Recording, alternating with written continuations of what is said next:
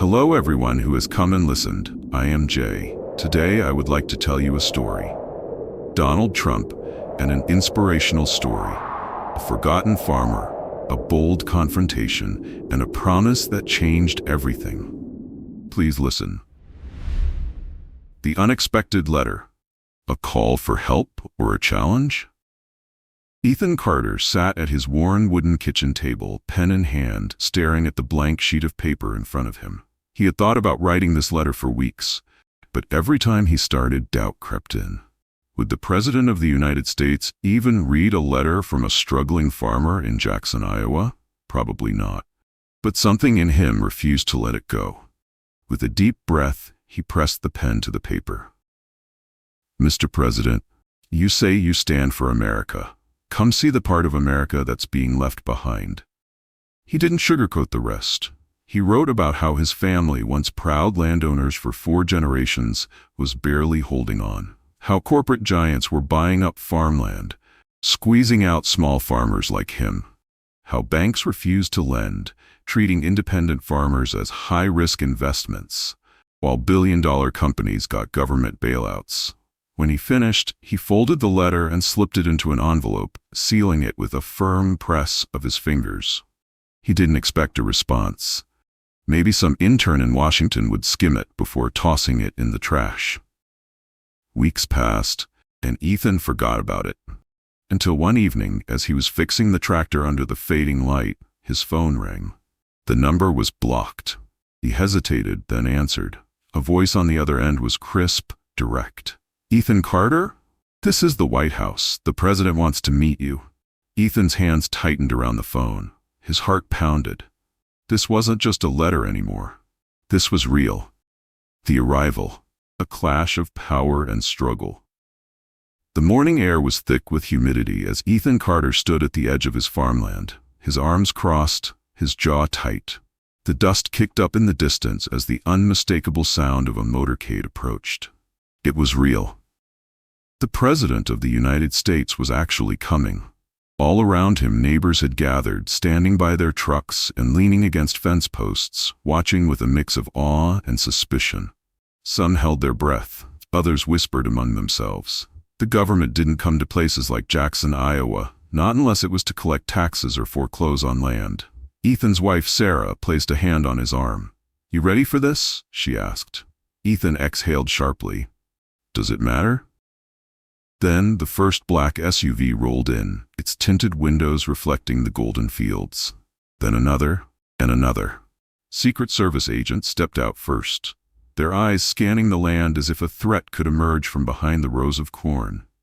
Finally, a limousine came to a slow stop. The door opened, and Donald J. Trump stepped out. He adjusted his suit, squinting in the sunlight before looking around. He wasn't in a towering skyscraper.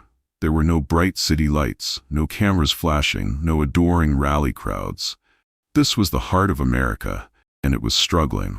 Ethan didn't move. He didn't extend a handshake. He wanted this to be real, not some political show. Trump smirked.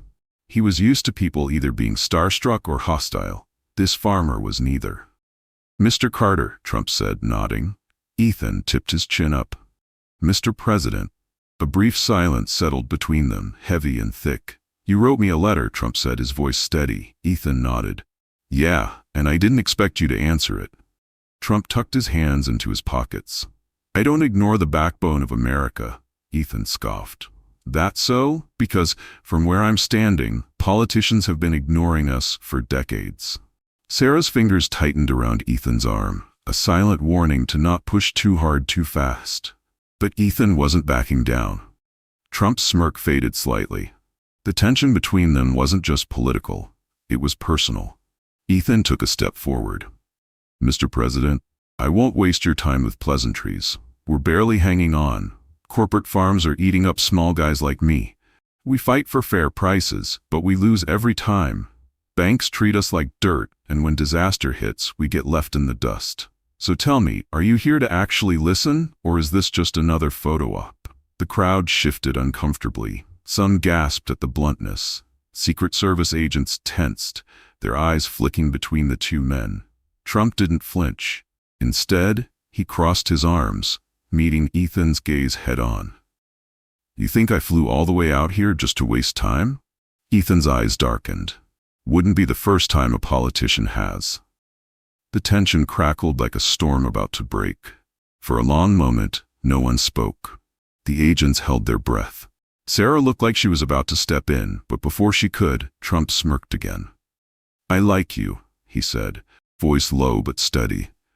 "You don't kiss ass, you say what's on your mind." Ethan didn't blink. "You don't impress me, Mr. President. I don't care about who you are. I care about what you're gonna do." Another long silence. Then, to everyone's shock, Trump nodded. "All right, Ethan," he said, "let's talk." And with that, the real fight began. The heated confrontation, the fight for survival. The air inside Ethan Carter's farmhouse was thick, not just with the lingering scent of coffee and fresh cornbread, but with tension that could snap like a frayed rope. The President of the United States sat at his kitchen table, a place where generations of Carters had made tough decisions, celebrated good harvests, and mourned the bad ones.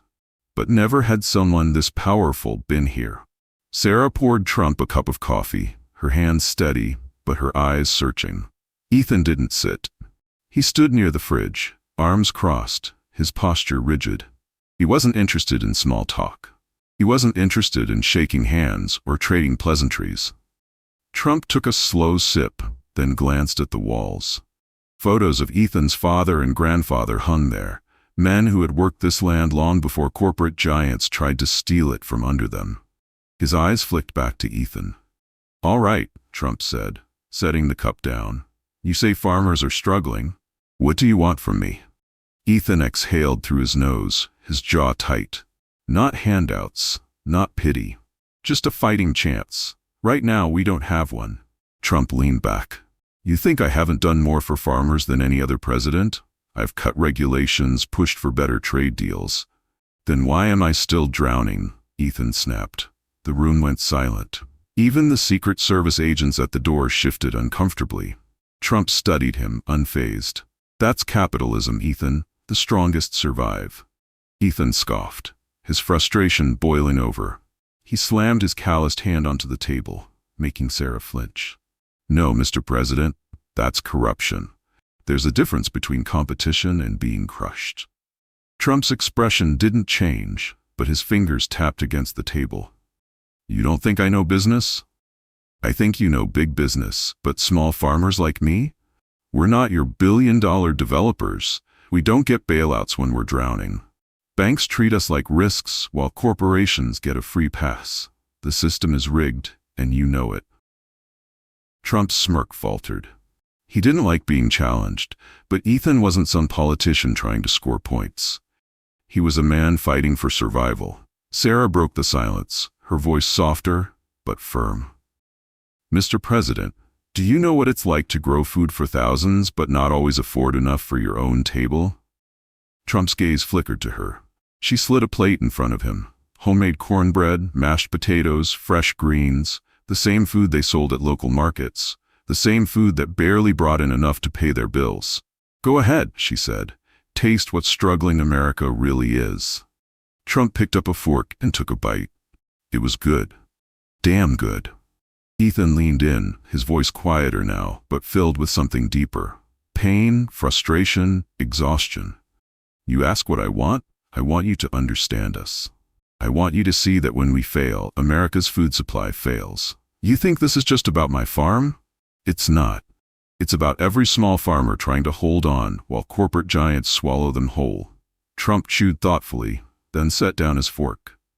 "You don't think I get it?" Ethan shook his head. "No, sir, I don't." Trump was silent for a moment. Then he smirked again, but this time it wasn't arrogance. It was a challenge. "All right, Ethan," he said, pushing back from the table. "Let's see if I can prove you wrong." Ethan narrowed his eyes. "What does that mean?" Trump stood. "Ever driven a tractor, Mr. President?" Ethan's lips twitched. "Not recently." Trump rolled up his sleeves. "Then let's go." And just like that, the debate had turned into something much bigger. The turning point, a president in the fields. The afternoon sun hung heavy over the fields as Ethan Carter led President Trump toward his old John Deere tractor. The tension from their kitchen debates still lingered in the air, thick like an approaching storm. Secret Service agents followed, their hands twitching near their earpieces, unsure if they were about to witness a political disaster or a history-making moment. Ethan climbed onto the tractor with practiced ease, his boots clanking against the metal. He ran his hands over the controls, movements ingrained from years of experience. Then he turned to Trump. "You wanted to see what we do? Here's your chance." Trump hesitated. For the first time all day, he looked uncertain. The crowd of locals that had gathered behind the fence held their breath. Some had come out of pure curiosity. Others were lifelong skeptics, farmers who had been burned by too many empty promises. They weren't here for a show. They were here to see if the president would really step up. Ethan smirked. "What's wrong, Mr. President? Afraid of a little dirt?" Trump's lips pressed into a thin line. Then, to everyone's shock, he loosened his tie, rolled up his sleeves, and climbed onto the tractor. A murmur rippled through the crowd. No president had ever done this. Ethan handed Trump the controls. "All right, Mr. President, you're in charge now." Trump gripped the wheel, his fingers tightening around it, as if it were a deal he couldn't afford to lose. He had steered billion-dollar projects, skyscrapers, and entire economies. But this was something different. Ethan leaned against the side, watching carefully. "It's not as easy as it looks." Trump pulled the lever, the engine rumbled to life, and the tractor lurched forward, jerking unevenly. He tensed, adjusting his grip, but the massive wheels kicked up dust, causing him to cough. The locals laughed. Not in a cruel way, but in the way farmers laugh when they see a city boy struggle. Ethan smirked, but didn't mock him. "Told you." Trump gritted his teeth and tried again. This time the tractor moved smoother, but his hands were still unsteady. Ethan watched closely, not the way Trump handled the machine, but the way he was starting to understand. For the first time, Trump wasn't in control. And that was the moment everything shifted. The president slowed the tractor to a stop and wiped sweat from his forehead. He looked out at the endless fields stretching to the horizon, his face unreadable. For a man who had always dealt in numbers, profit margins, pull percentages, deals won and lost, he was seeing something different. He was seeing the human cost. Ethan stepped forward, his voice quieter now. "This is what we do, Mr. President. Every day, this is what feeds America." Trump didn't answer immediately. His usual bravado was gone. Instead, he looked down at his own hands. His famous hands that had signed executive orders, shaken hands with world leaders, built empires. For the first time, they were covered in dirt. And maybe, just maybe, he finally got it. Ethan folded his arms. "You still think it's just about numbers?" Trump exhaled sharply. "No." He shook his head, then met Ethan's gaze. "It's personal." A slow nod. "Damn right it is." The locals stayed silent. They had never seen a politician do this. Step out of their comfort zone, get their hands dirty, actually try to understand. Trump turned back toward the farmhouse, brushing dust off his shirt. "All right, Carter," he said, voice steady. "Let's talk about what comes next." Ethan smirked. "Now you're speaking my language." And with that, the conversation took on a whole new meaning. The unexpected voice, a story that stops everything. As Trump and Ethan Carter walked back toward the farmhouse, the dust from the tractor's tires still hung in the air. The president's once pristine white shirt was now streaked with dirt, his sleeves rolled up past his elbows, sweat glistening on his forehead. It had been a humbling moment, one that neither of them had expected. The tension that had hung thick between them all day had softened, but it hadn't disappeared entirely. Ethan folded his arms. "You've seen it firsthand now, Mr. President. You know what we deal with." Trump exhaled, wiping the dust off his hands. "Yeah, but I don't see an easy fix." Ethan scoffed. "That's the problem. Washington always looks for easy fixes. We don't need handouts. We need fair markets, protections, and a government that doesn't turn a blind eye while corporate giants buy up every inch of land." Before Trump could respond, A voice cut through the crowd. "Mr. President." The sound was raspy, aged but strong. Everyone turned. Walter Green, a retired farmer in his 80s, stepped forward from the edge of the crowd. His frail frame was covered in a faded flannel shirt, his weathered hands gripping a wooden cane. His piercing blue eyes locked onto Trump, and for a moment it felt like time had slowed. Trump straightened, his usual confidence flickering for just a second. "What's on your mind, sir?" Walter took a breath, the weight of his years heavy in his voice. "I used to own 300 acres, just like Ethan here. My father did before me. My grandfather too. We worked that land, raised our kids on it, lived and died by the seasons." He paused, his jaw tightening. "And now? That land isn't mine anymore. A corporation bought it out after the bank called my loan. I lost everything, and I went from owning my own farm to working for the people who took it." The silence that followed was deafening. Ethan swallowed hard. He had known Walter's story, but hearing him say it now, standing face to face with the President of the United States, gave it a whole new weight. Walter's grip on his cane tightened. "I don't give a damn about politics, Mr. President. I don't care about who's in office or what party they belong to. I care about dignity, and I lost mine." Trump didn't move. For the first time all day, he had nothing to say. The crowd stood frozen, waiting, expecting the usual politician's response, a promise, a deflection, maybe even an excuse. But Trump didn't do any of that. Instead, he stepped forward, closer to Walter than anyone expected. His eyes, for once, weren't calculating, weren't looking for the next move in a game of power. He looked at Walter like a man who finally understood. Trump's voice, usually sharp and commanding, was quieter than anyone had ever heard it. "I'm sorry." The words hit like a thunderclap. Walter blinked, stunned.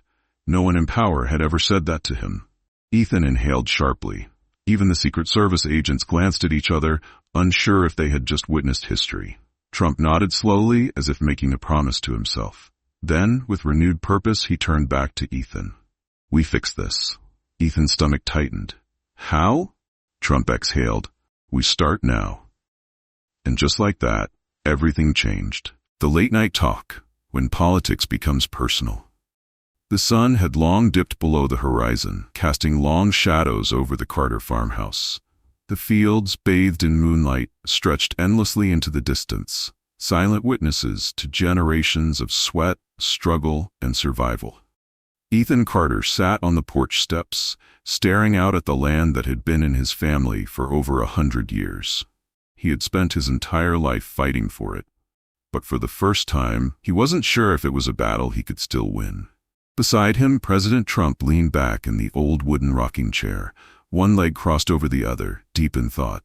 It was a strange sight, a billionaire president sitting in the quiet of a struggling farmer's home, covered in dirt, lost in his own reflections. The day had been exhausting. The confrontation, the tractor, Walter Green's heartbreaking story. And now, here they were. Just two men, staring into the darkness, both knowing that words alone wouldn't fix what was broken. Ethan took a slow sip of his coffee. "So, Mr. President," he said finally, his voice low, steady, "you've seen it, you've heard it. What now?" Trump sighed, rubbing his chin. "I built towers, casinos, golf courses. I negotiated billion-dollar deals, but this..." He gestured to the land. "This is different." Ethan nodded. "Damn right it is." Trump looked over at him, something unreadable in his gaze. "You don't like me much, do you?" Ethan smirked, but didn't deny it. "I don't trust politicians, period." Trump chuckled, shaking his head. "That makes two of us." A silence stretched between them, not uncomfortable, but heavy with unspoken truths. Then, Ethan's voice dropped, laced with something deeper. Frustration, exhaustion, maybe even fear. "Do you know what it's like to wonder if you'll be the last in your family to work this land?" His jaw tightened. To fight for something that's been passed down for generations, only to watch corporations buy out your neighbors one by one? To wonder if your kids... He stopped, swallowing hard. "If your kids will even have a future here." Trump didn't speak right away. He didn't deflect, didn't interrupt with political jargon. For once, he just listened. Finally, he exhaled. I didn't grow up on a farm. I didn't inherit land like this, but I did inherit something else. Pressure. Expectations. The weight of my father's name. And I know what it's like to fight to hold on to something you built with your own hands, to know that if you fail, it all disappears. Ethan turned to him, surprised. Trump met his gaze. The difference is, when I lose, I rebuild. You don't get that chance, do you? Ethan shook his head. No, we lose this land, it's gone. Forever. Trump's fingers drummed against the armrest. His voice was lower now. Not the voice of a politician, but of a man making a promise. Then we don't let that happen. Ethan studied him, searching for the bluff, for the rehearsed line. He found none. Trump leaned forward. Tell me, Ethan, if I could do one thing, one real thing to help, what would it be? Ethan didn't hesitate. Level the playing field. Stop letting corporations run us into the ground. Make the banks see us as people, not risks. Trump nodded, processing. All right. Ethan raised an eyebrow. All right? Trump smirked. I don't make empty promises, Carter. A slow, cautious hope bloomed in Ethan's chest. He wanted to believe it, but he'd believe it when he saw it. The call that changes everything. The following weeks passed in a blur. Ethan Carter went back to work, just like he always did. The tractor still needed fixing, the cattle still needed feeding, and the bank still expected its next payment. Despite everything, a part of him still wondered, had it all been for nothing? Sure, the president had seen the reality of farm life firsthand. He had listened, he had promised. But promises didn't pay bills. Promises didn't stop corporations from buying up the land that had been in families for generations. Ethan had learned not to put his faith in politicians. They came, they shook hands, they left. He wouldn't hold his breath. Then, one afternoon while he was out by the fence line repairing a broken post, his phone rang. The number was blocked. He hesitated, wiping the sweat from his brow before answering. This is Ethan. A familiar voice came through the line, steady, direct, unmistakable. Ethan, it's Donald Trump. Ethan froze. His pulse quickened, his grip tightening around the phone. I didn't forget you, Trump continued. I've got something in motion. Ethan felt his knees go weak. He had expected silence. Maybe a polite call from a White House aide thanking him for his time. But this was real. What do you mean? Ethan asked cautiously, his voice edged with disbelief. You'll see soon enough, Trump replied. But let's just say some of those corporations you're talking about, they're about to have a real bad day. Click. The call ended. Ethan stood there staring at his phone, heart pounding. What the hell did that mean? Sarah stepped onto the porch, concern etched into her face. Who was that? Ethan turned, his voice barely above a whisper. The President of the United States. Sarah's eyes widened.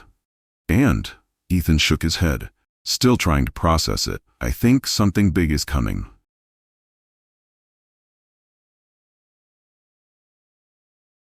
Two weeks later, Ethan was sitting in his truck, listening to the radio when the news broke. We have breaking news from Washington. President Trump has just signed an executive order aimed at protecting small farmers from unfair corporate practices. The move is expected to disrupt several major agribusiness monopolies, leveling the playing field for independent farmers nationwide. Ethan's hands tightened on the steering wheel. His heart pounded so hard he could hear it. Sarah rushed outside, clutching her phone, breathless. Did you hear? Ethan stepped out of the truck, his legs feeling unsteady. Yeah, he said, voice thick with emotion. His phone buzzed again, another blocked number. He swallowed hard before answering. Ethan, Trump's voice came through, calm but firm. I told you I don't make empty promises. Ethan exhaled shakily, his chest tight with something he hadn't felt in a long time. Hope, the final visit. The lesson that remains. A month had passed since the executive order was signed. The news had spread across the country, sending shockwaves through the farming industry. Some called it a political move, others a historic shift in favor of small farmers. But for Ethan Carter, it was something far more personal. It meant that maybe, just maybe, his family's fight hadn't been for nothing. Life on the farm didn't change overnight. The struggles didn't magically disappear. The bank still loomed over them, and the field still required back-breaking work. But for the first time in a long time, Ethan felt like he wasn't fighting alone. Then, one crisp autumn morning, a black SUV rumbled down the dusty road to his farm. Ethan wiped his hands on his jeans, stepping off the porch. He already knew who it was. The vehicle slowed to a stop, and the door swung open. Donald Trump stepped out. Ethan folded his arms. "Didn't think I'd see you again, Mr. President," Trump smirked. "Told you. I don't forget." The townspeople, curious as ever, began gathering near the fence line, whispering to each other. They weren't used to politicians coming back after the cameras stopped rolling. Trump scanned the land before turning back to Ethan. "So, Carter, what's next?" Ethan let out a small laugh, shaking his head. "That's what I was going to ask you." The two men stood there for a moment, watching the wind roll through the fields. Then Trump did something unexpected. He pulled off his suit jacket, slung it over his shoulder, and nodded toward the barn. "Let's go see what else needs fixing." Ethan blinked, surprised. The President of the United States wanted to get his hands dirty again. The media would have a field day with this. But as the two men started walking toward the barn, Ethan realized this wasn't about politics anymore. This was about something bigger. It was about legacy, resilience, and proving that real change doesn't happen in boardrooms, it happens in places like this. As they disappeared inside, Sarah watched from the porch, a slow smile spreading across her face. Maybe, just maybe, things were finally turning around. The legacy of a promise. As the sun dipped below the horizon, casting a golden glow over the fields, Ethan Carter leaned against the barn door, watching President Trump inspect an old tractor with the same intensity he once reserved for billion-dollar deals. It was surreal. A man who had built skyscrapers now standing in a dusty barn, talking about irrigation systems and crop yields. But this wasn't about publicity. This was about action. Ethan exhaled, feeling something he hadn't in years. Hope. Not just for himself, but for every small farmer across the country who had been fighting the same battle, wondering if anyone in power even cared. For too long, farmers like him had been seen as statistics, as just another business sector in an economy dominated by corporate giants. But today, standing on this farm, with the President of the United States rolling up his sleeves beside him, it felt different. It felt like they had finally been heard. As Trump turned to leave, he extended a hand. Ethan hesitated for just a second before shaking it firmly. "Don't forget us," Ethan said, his voice steady. Trump met his gaze. "I told you once, I don't forget." And with that, the motorcade disappeared down the dirt road, leaving behind a town forever changed. The fight wasn't over. There was still work to do. But for the first time in a long time, Ethan wasn't fighting alone. Your voice matters. This isn't just a story. It's a reminder that real change starts with everyday people who refuse to be ignored. What do you think? Do you believe small farmers deserve stronger protections? Should big corporations be held accountable for the impact they have on family-owned farms? Drop your thoughts in the comments below. If this story inspired you, hit the like button and share it with others. Your support helps bring more powerful stories to life. And don't forget to subscribe. We bring you real, thought-provoking stories that remind us what truly matters. Join the conversation. Be part of the movement, because sometimes one conversation can change everything. Thank you for listening. Don't forget to like, share, and leave comments for the story.